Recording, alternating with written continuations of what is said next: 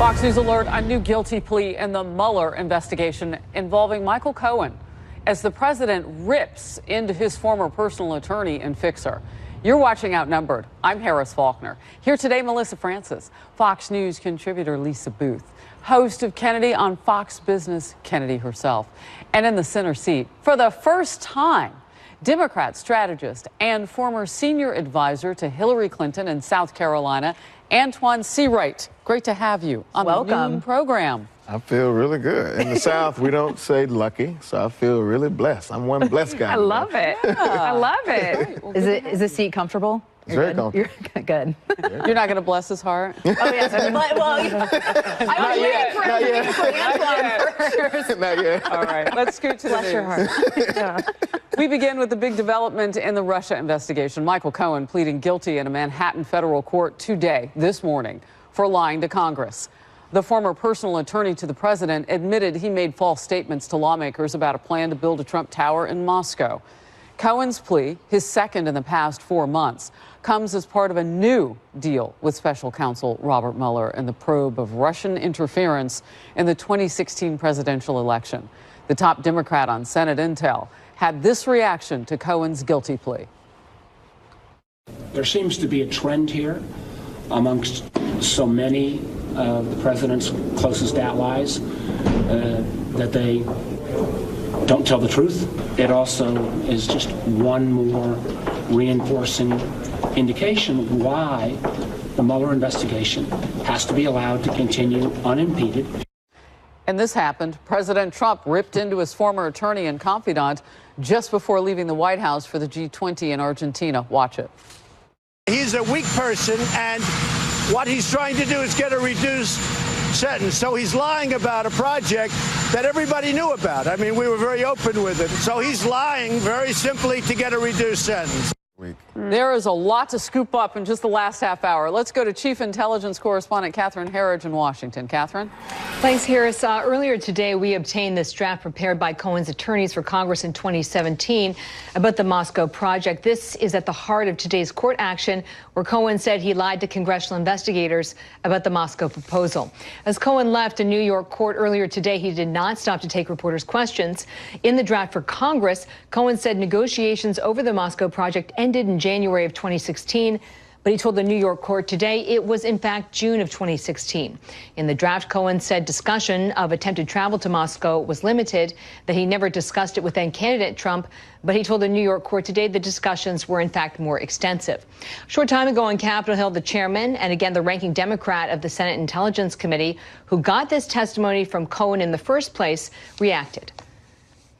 I'm not going to comment upon the commentary that this individual made before our committee. We've kept that confidential, but obviously Mr. Cohen was one of the witnesses that we've always wanted to have come back, and that need goes up. I haven't seen the specific indictment or the plea, but this is a reason people shouldn't lie when they're in front of a congressional investigation.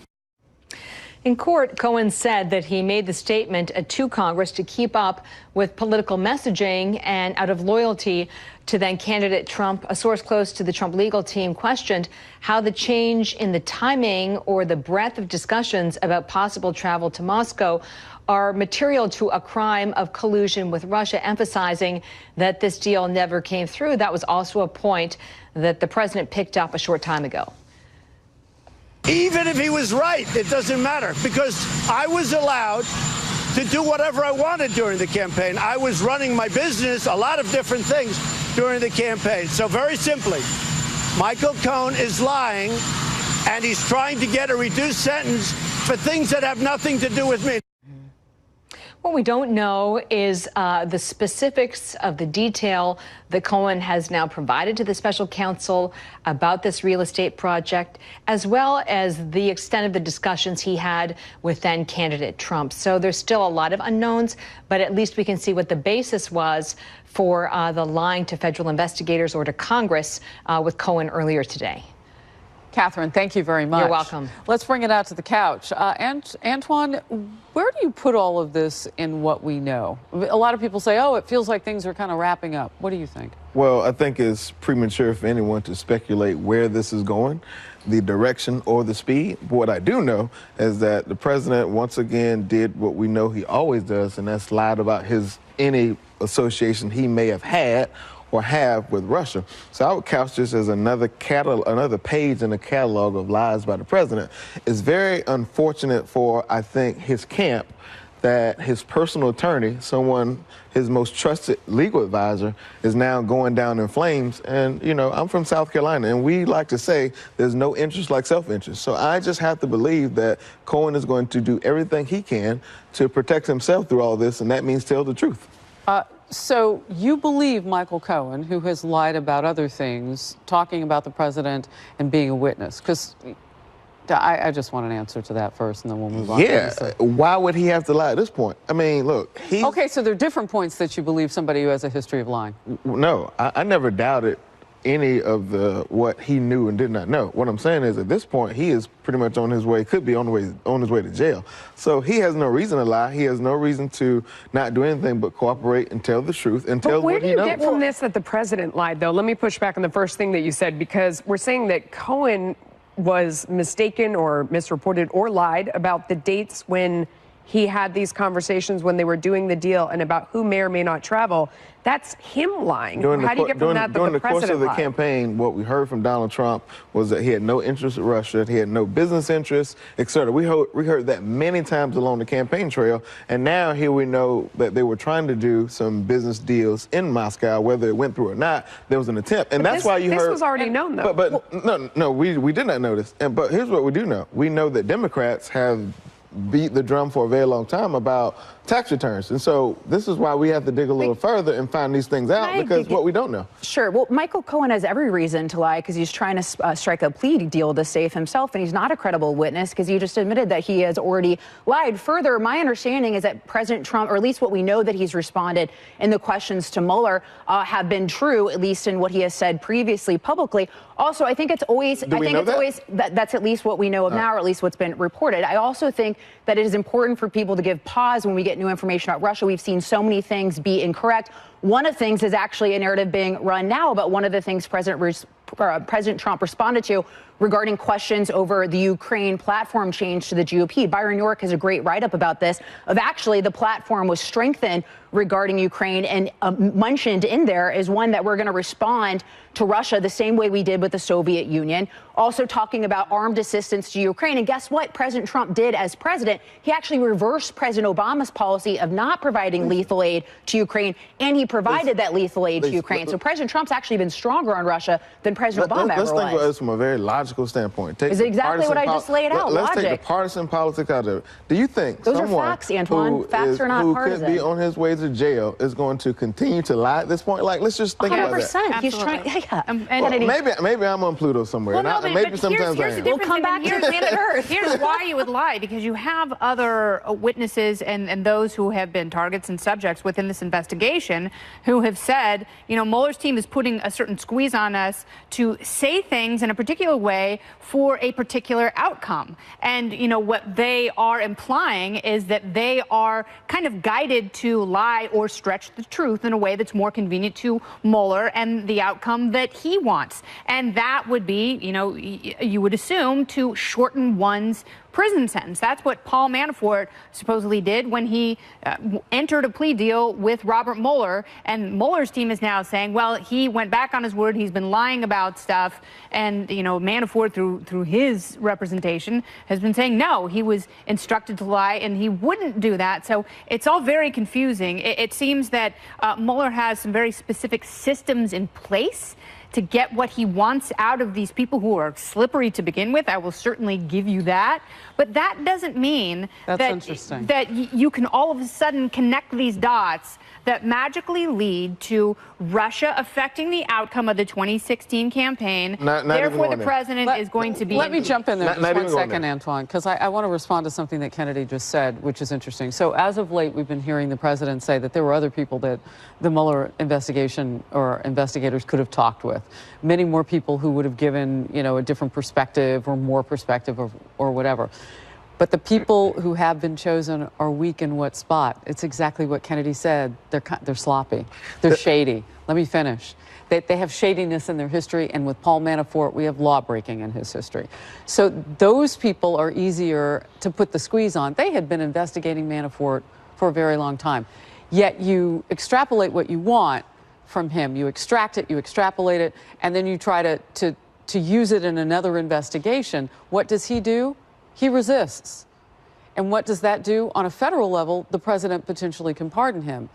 But what Cohen did this morning by saying he's guilty in a state court makes it more complicated because the president can't touch that. So to Kennedy's point again, what is Cohen's bottom line? You said self-interest. That's why he would lie. Just from, again, practical common sense standpoint. I think I'm pretty common. No, listen to me. Be careful throwing that around on a couch or women. Changing the story. How do you know which part is the truth? No, that's what I want to know. If someone is constantly changing their story, when do you decide that strain is the truth and that one is a virulent lie? How do you know which lane you want to drive down? All I'm saying to you is, if he's potentially, let's just say hypothetically, he's potentially placing 5 years or 10 years, and if he continues to lie, that could turn into 20. You think he's going to continue to lie through this process? He's already lied. But what I'm saying is he won't but here's further my lie point. to drive if this the 10, the 15, the 20 are federal, yes. Because he can attract in that venue a presidential pardon potentially. There's no logical reason for him to lie. We don't know, but I think there's no logical reason. I just don't understand why when he was lying before, he was a liar, but now you're not. And Harris, it's as simple as that. These people who have gone down, they're the closest to Trump. To reduce his lie, then he holds the Bible high. Liars don't stop lying. Common sense. I'm not saying he's lying. Practical I'm saying that's it why seems like Antoine is right. He's just outnumbered. Antoine, I think. That is the best line. I don't know that he's right. Let's move on. You said you're in Pluto. Come back to planet Earth. In a new interview, the president not ruling out a pardon for his former 2016 campaign chair, Paul Manafort. So we're going to fold him now officially into the conversation, stepping up his criticism of the Mueller investigation. We will continue this debate later in the hour. Plus, the president right now is headed to the G20 summit. He just canceled his planned meeting with Vladimir Putin there. And meanwhile, a growing number of senators slamming the White House's response to Saudi Arabia after the death of columnist Jamal Khashoggi. Will Congress force action? And what is the potential effect of all of this? Stay close. Why are you meeting with the Crown Prince? It just wasn't set up.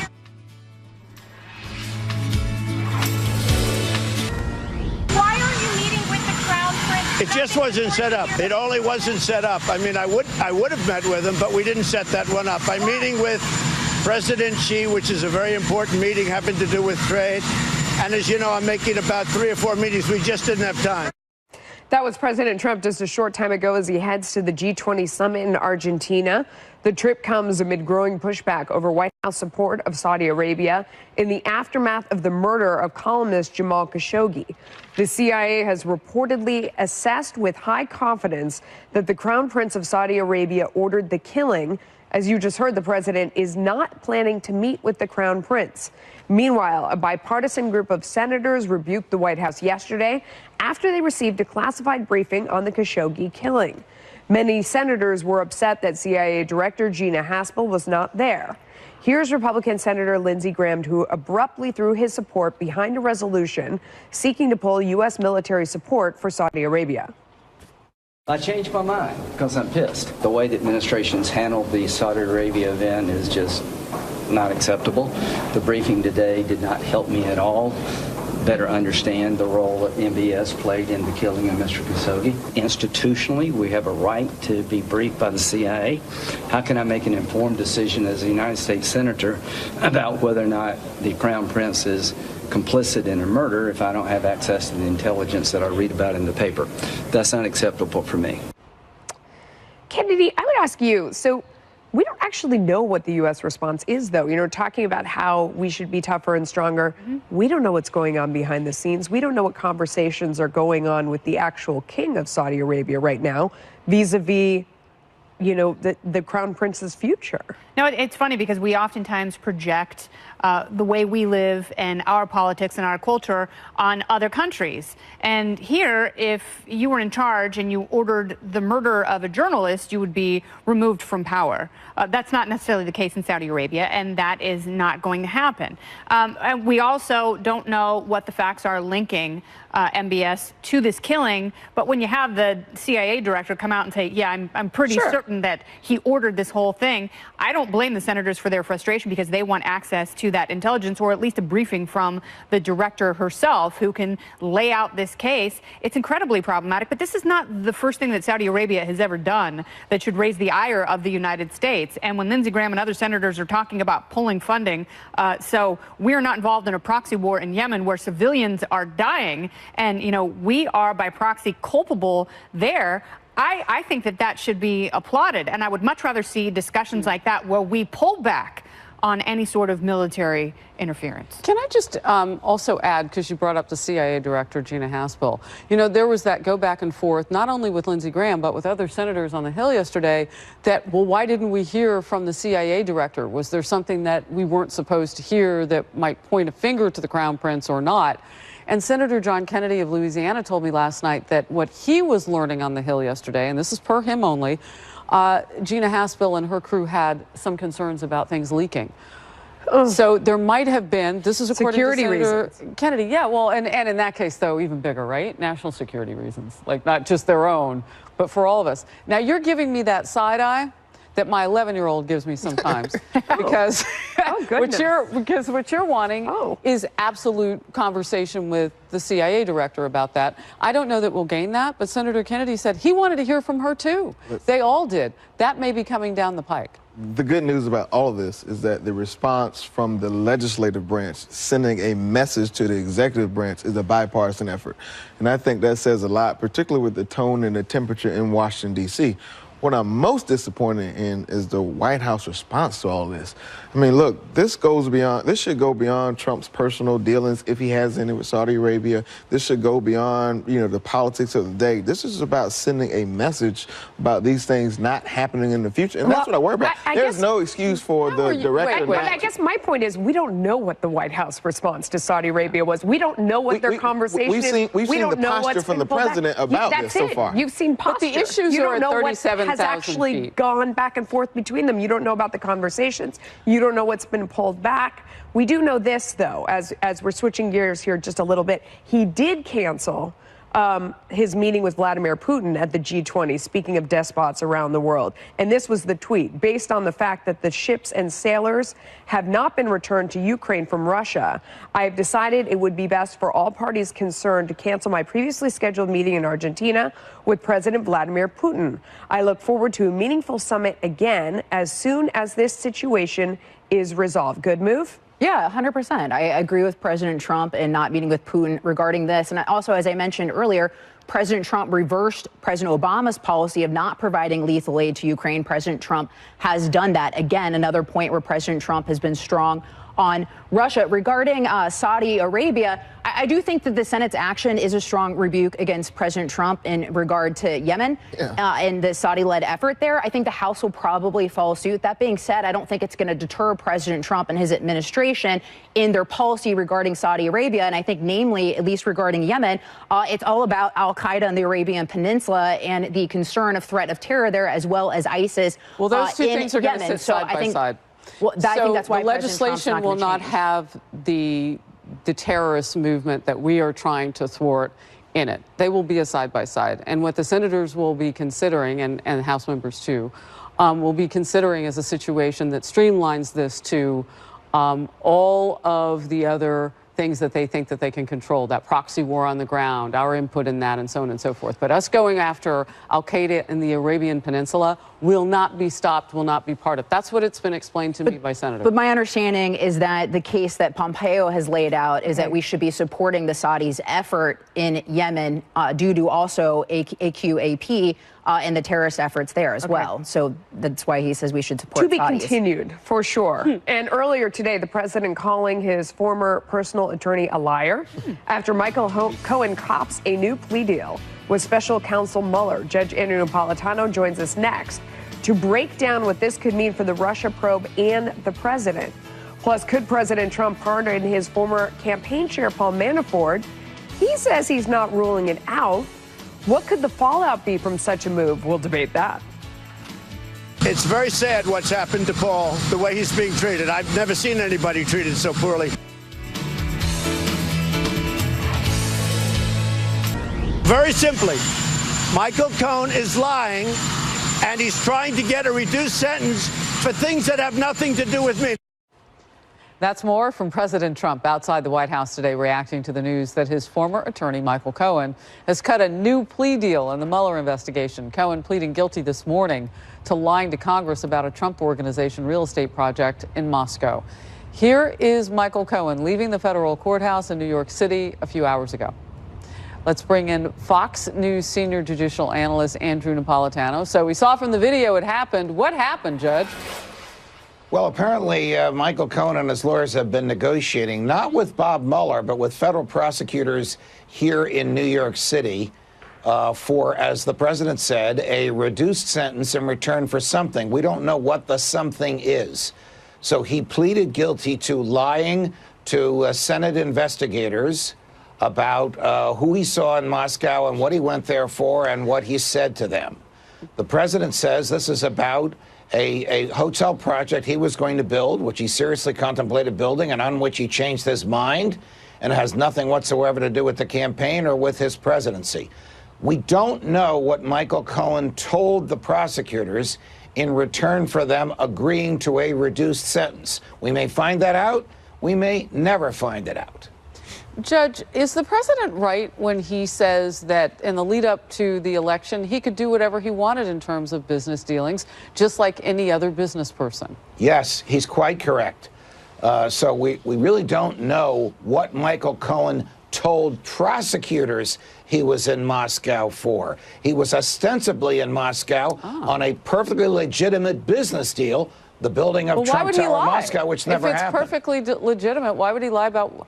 Oh, you're shaking your head. I see this. Yeah, I mean, who knows why he would lie? He told a federal judge this morning the reason he lied was to stay on political message, whatever that means. I guess he is saying today that at the time he lied, he thought he would help the president by lying. Obviously, that is not the case. Judge, I mean, the question of the day so far, since we've heard this, and we've heard Catherine Herridge ask it as well, is how does this materially change what has happened, any case someone would have against the president if Cohen lied about the timing of when they were talking about this building deal that we all knew about, or he lied about the extent to which someone was going to travel, who was going to travel? Did we have in-depth discussions about possibly traveling? Or did we not really talk about someone possibly traveling to do a meeting on the deal? How would that materially impact something that could be conceived as illegal? I wish I knew. I wish I had knowledge of what Bob Mueller and the prosecutors here in New York City have, Melissa, but obviously we don't. But typically, when a person is given a very good deal, and the president is right, he got a serious reduction in exposure to jail time. It's for what they have already told the prosecutors. We don't know what he's already told the prosecutors. But I will tell you this, the easiest charge for the government to prove is conspiracy, because conspiracy is an agreement to do something wrong, even if the something wrong never happened. So was Michael Cohen's trip to Moscow part of some agreement or series of agreements to do something wrong for the campaign? I mean, if that's the case, then we would have to hear or see what Michael Cohen told the prosecutors. Whatever it was enough to get them to ask a judge to lower his jail time exposure considerably. All right. Anton Seawright is on fire to ask a question right now, Anton. Judge, do you really think that at this point in the investigation that somehow or another the special prosecutors going in the wrong direction? Because that seems to be the temperature from the right.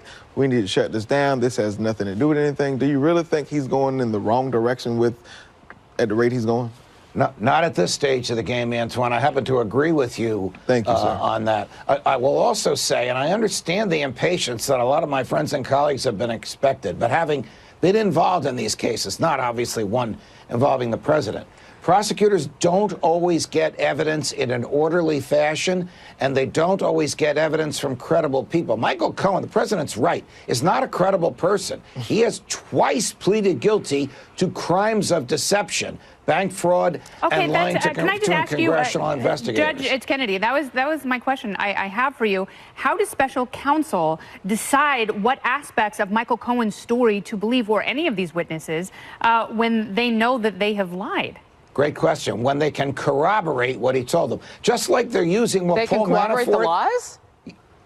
Corroborate whatever he told them in return for the reduced sentence. Just as Paul Manafort gave them some information, we don't know what, but they'd never put him on the stand because he's an inveterate liar. They will use whatever Manafort told them and whatever Cohen told them that they're able to corroborate through other witnesses or forensic evidence like emails or phone calls or text messages. But crazy. Judge, okay. is any of that information usable if Michael Cohen's a liar and not credible?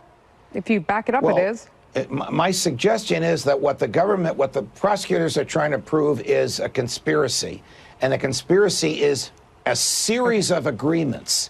Now, series of agreements means a number of jigsaw puzzles.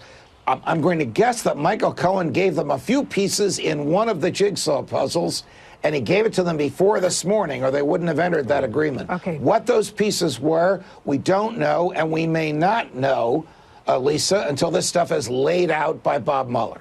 All right. Thank you. President Trump saying he's not taking the possibility of a pardon from his former campaign chair, Paul Manafort, off the table. Manafort's been convicted of multiple counts of financial fraud in connection with his work as a political consultant in Ukraine. The president talked about Manafort this morning as he left the White House for a G20 summit. Watch. It's very sad what's happened to Paul, the way he's being treated. I've never seen anybody treated so poorly. I said, no, I have not offered any pardons. And I think they asked, or whatever, would you? I said, I'm not taking anything off the table. The Wall Street Journal reports that Manafort lied to investigators about his personal financial dealings with Ukraine, resulting in special counsel Robert Mueller revoking Manafort's plea deal. In the meantime, conservative author Jerome Corsi, an associate of Trump ally Roger Stone, has ceased cooperating with Mueller and now claims Mueller's investigators pressured him to lie. Corsi has asked his legal team to bring a criminal complaint against Mueller and the Justice Department. Lisa, that's a very interesting wrinkle. Well, yeah, and I've said this yesterday, but I think that seems rather consistent with the Michael Flynn situation as well, where congressional investigators, according to what the FBI told them, believe that Michael Flynn didn't lie, and then as soon as Robert Mueller took over, he pled guilty to lying. So that raises questions to me and the tactics of Mueller regarding any sort of pardon for Manafort. I absolutely think that would be the wrong decision to make. Clearly, Manafort has violated the law and has done so for quite some time. I question why the FBI never relayed that information to President Trump, considering the fact that they had sat down with him, I believe, in 2013, as well as 2014. You think that would be pertinent information, particularly when they told Dianne Feinstein that she was employing a Chinese spy. Kennedy? She certainly does have some colorful practices, which I really appreciate. It's interesting because Corsi is now a public thorn in Mueller's side. He's giving a lot of this information to the press, which, you know, it really isn't leaking because it's so overt and transparent, which is fascinating. And it's got to be really frustrating for Mueller. And, you know, at the same time, we're getting bits of information from Mueller's side because there's some division within that camp of how to proceed with some of the president's answers. And you know, we're seeing in the press some of the answers to the answers in writing the president has given to special counsel. So, you know, the whole thing is now so odd. And there are so many personalities that are connected in the strangest ways that you just sit here every day and you can't, it's like a crazy spy novel. You don't know how it is going to end up or how it's going to test the future limits of special counsels. The good news about all of this is that we have to be patient and wait. And the Mueller team has done. That's not good news. No, I don't like being patient. How's that good news? I think it's all good news. No one's being patient. Everyone is already reading the tea leaves listen, and giving their final conclusion. The even better news is that there have been almost zero leaks about what's going on in the camp. The thing I'm hopeful about, particularly in this Where those answers come from? The thing I'm hopeful about, particularly the next Congress, is that we put bipartisan legislation or measures in place to protect the special prosecutor, the work he's done so that he can finish his work. And at the end of the day, if it all pans out, whether Trump is innocent, Trump is guilty, whatever pans out, then I think we've done our job and the special prosecutor's done his job. That's what 70% of the American people want. All right. I know we got to go. All right. President Trump says if Democrats make good on their threats to launch investigations of his administration, he will punch back by declassifying documents on the Russia probe. Smart political move, disturbing threat? We'll debate. Was border crossing for several hours yesterday after hundreds of migrants started rushing the fence. Officials saying that some even threw rocks at border agents. You're watching Outnumbered. I'm Harris Faulkner. Here today, Melissa Francis, Fox Business anchor Dagan McDowell, former director of strategic communications for the Hillary Clinton campaign, Adrian Elrod, and joining us for the first time in the center seat, Louisiana Congressman and House Majority Whip Steve Scalise. And Congressman Scalise has this out, a powerful new book, Back in the Game. It chronicles his recovery after being shot and gravely wounded at a congressional baseball practice in June of last year. A beautiful book cover and message on the inside. Great to see you. Great to be with you. Thanks for having me. Hope you all had a great Thanksgiving. And you? Wonderful. Yeah, all that food. It's amazing we survived. Now it's back to work. I already read some of the book. I was reading it before the show and had to fix my eye makeup. So it's incredibly moving and powerful. And we are lucky to have you here. Well, it's great to be here. Thanks. All right. A lot to get to. We'll get to the news. San Diego's border crossing reopened last night after yesterday's incident. And now sources within the Department of Homeland Security are telling Fox News approximately 50 migrants were able to make it across the border illegally and then were apprehended. Exact numbers are expected to come later today. DHS Secretary Kirstjen Nielsen described yesterday's shutdown, saying, quote, after being prevented from entering the port of entry, some of these migrants attempted to breach legacy fence infrastructure along the border and sought to harm CBP personnel by throwing projectiles at them. DHS will not tolerate this type of lawlessness and will not hesitate to shut down ports of entry, security, and public safety reasons entailed there, end quote. But Democrat Senator Brian Schatz of Hawaii slammed that response, tweeting, quote, tear gas across the border against unarmed families is a new low, end quote. President Trump tweeted today, Mexico should move the flag-waving migrants, many of whom were stone-cold criminals, back to their countries. Do it by plane, do it by bus, do it any way you want, but they are not coming into the USA. We will close the border permanently if need be. Congress fund the wall, exclamation point. Congressman Scalise, we're at a new point, some calling it a new low, just a new level. What do you call it? I call it securing the border. If you look at this, what's going on over there, when you see people attacking law enforcement officials of the United States of America. The Tijuana mayor said they can't even control what's coming in. So these aren't just, families seeking refuge. In many cases, they turn down asylum offers in Mexico. And so are you really seeking asylum in America when you stormed through other countries to try to come here? Oh, I want to just ask a quick follow on that. So when you turn down asylum in another country, what does that country do in terms of the paperwork? Do they let us know? Does it follow them because some of them are coming from 3 countries away. So it may have happened more than once. What's kind of the chain of command in terms of what we are then told about individuals?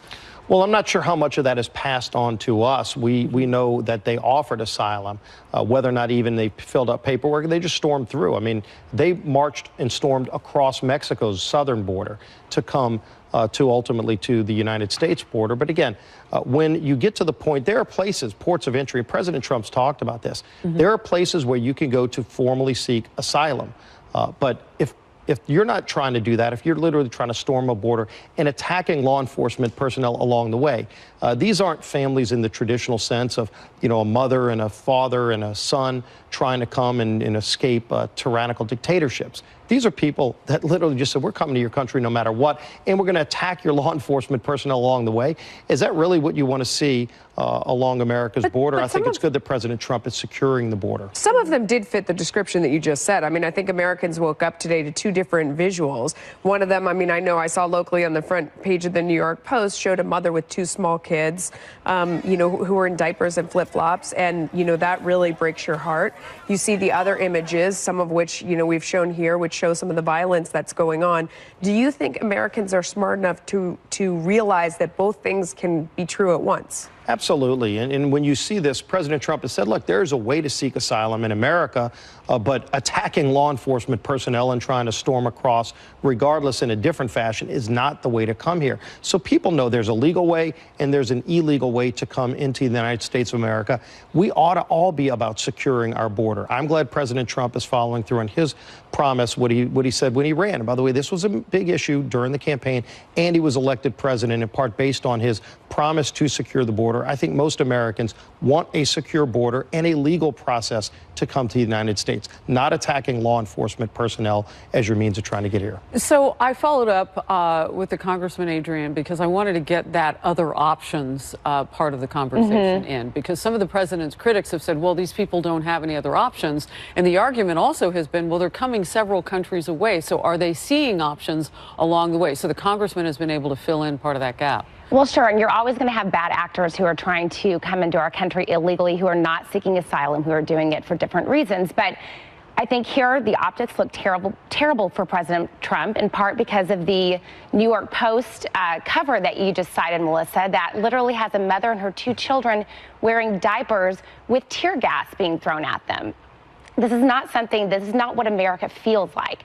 So I do hope Democrats and Republicans will come together. We obviously have a huge problem at the border. We need stronger border security laws. I think everybody can agree on that. Building a wall is not necessarily the solution. But so Bill I think Clinton everybody should might sit down and have a real thoughtful conversation. He thought it might help when he was facing this, right? I mean, that's when the border wall conversation really began in earnest with some dollars behind it. But I think building a wall...